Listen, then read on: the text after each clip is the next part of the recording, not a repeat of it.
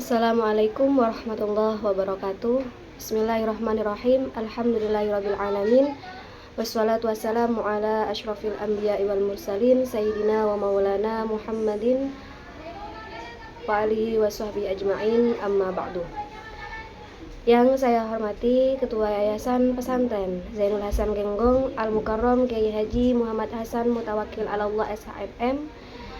Yang saya hormati Rektor Universitas Islam Zainul Hasan Genggong, Associate Profesor Dr. Abdul Aziz Wahab BAMAG, dan yang saya hormati Dekan Fakultas Tarbiyah Dr. Ahmad Humaidi MPDI, dan yang saya hormati Kepala Prodi Pendidikan Agama Islam Ustadzah Kustiana Arisanti MPDI, dan tak lupa pula yang saya hormati dosen mata kuliah Psikologi Agama Al-Ustadz Nuramin MPD. Dan tak lupa pula yang saya hormati sekalian teman-teman kelas PAI semester 4A. Baik, di sini saya Habibatul Maula akan mempresentasikan tentang materi psikoterapi Islam dan pendekatan religius. Yang pertama, terkait tentang latar belakang dan masalah utama, kenapa perlu diadakannya pembahasan terkait psikoterapi Islam dan pendekatan religius. Yang pertama, masalah pertama adanya dominasi Barat yang sekuler. Karena ilmu psikologi modern awalnya itu banyak dipengaruhi oleh budaya Barat yang sekularistik. Tokohnya di sini yang menjadi penggagas dalam dominasi Barat sekuler ini adalah salah satunya adalah Watson. Beliau hanya fokus pada stimulus respon saja. Kemudian yang kedua ada Freud, yaitu salah satu psikoanalisis. Beliau menganggap bahwa ritual agama itu sebagai bentuk gangguan jiwa. Ini adalah salah satu latar belakang perlu diadakannya pembahasan terkait psikoterapi Islam dan pendekatan religius. Yang kedua, adanya pengabaian spiritual. Pendekatan Barat ini itu cenderung mengabaikan kebutuhan spiritual manusia. Jadi manusia itu dalam hal spiritualnya itu cenderung diabaikan. Kemudian karena adanya kecenderungan pengabaian dalam aspek spiritual manusia dan juga adanya dominasi Barat yang sekuler, maka dilahirkannya sekitar psikoterapi Islam sebagai respon terhadap keterbatasan tersebut. Kemunculan pendekatan ini mengintegrasikan antara dimensi spiritual berdasarkan Al-Quran dan Sunnah untuk mencapai kesembuhan yang holistik atau menyeluruh. Jadi pendekatan ini itu mengintegrasikan atau menghubungkan antara spiritual berdasarkan Al-Quran dan hadis atau sunnah, yaitu untuk mencapai kesembuhan dalam kebutuhan spiritual manusia secara menyeluruh. Seperti itu. Kemudian kita beralih ke pengertian dan pergeseran paradigma. Secara bahasa, psikoterapi itu berasal dari kata nafas dan terapi yang artinya syifa atau sebuah penyembuhan. Sedangkan secara istilah, psikoterapi Islam itu berbeda dengan psikoterapi umum. Kalau psikoterapi umum itu merupakan hubungan profesional untuk mengatasi persoalan emosional dan mengubah gejala gangguan melalui teknik psikologis, seperti halnya pendekatan perilaku, kognitif, humanistik, dan psikoanalisis.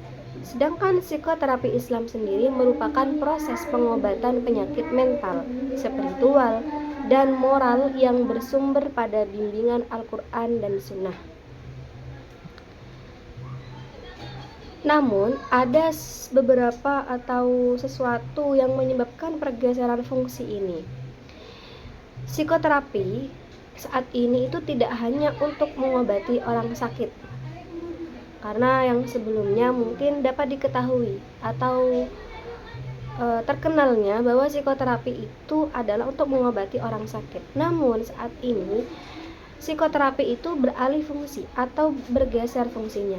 Jadi tidak hanya untuk mengobati orang sakit, tetapi juga untuk pencegahan dan sarana eksplorasi diri bagi orang sehat untuk mengoptimalkan potensinya. Nah, lalu bagaimana hubungan agama dan psikoterapi? Sehingga ini sangat penting untuk kita bahas. Jadi menurut Emancel Petition, hubungan antara agama dan psikoterapi ini terbagi menjadi 5 kelompok. Yang pertama, spiritual reductionist, yaitu di mana menganggap bahwa gangguan jiwa itu murni karena dosa. Berarti kalau seperti ini itu menolak adanya psikologi sekuler tadi. Kemudian yang kedua, material reductionist, yang dimana ini merupakan pandangan ateis yang menganggap agama sama sekali tidak relevan dalam penyembuhan. Kemudian yang ketiga, alternatif, yaitu terbuka, di mana menganggap bahwa psikoterapis ini maupun pemuka agama sama-sama mampu dapat menyembuhkan. Kemudian yang keempat ada dualis, yang dimana polarisasi pendapat yang keempat ini adalah dualis, yaitu menganggap bahwa gangguan jiwa itu punya 2 dimensi, ada psikologis dan agama, sehingga keduanya itu bisa kita andalkan. Kemudian yang kelima ada spesialis, yaitu pembagian kerja tegas. Masalah psikologis itu ditangani oleh seorang terapis, sedangkan masalah konflik keagamaan itu ditangani oleh agamawan.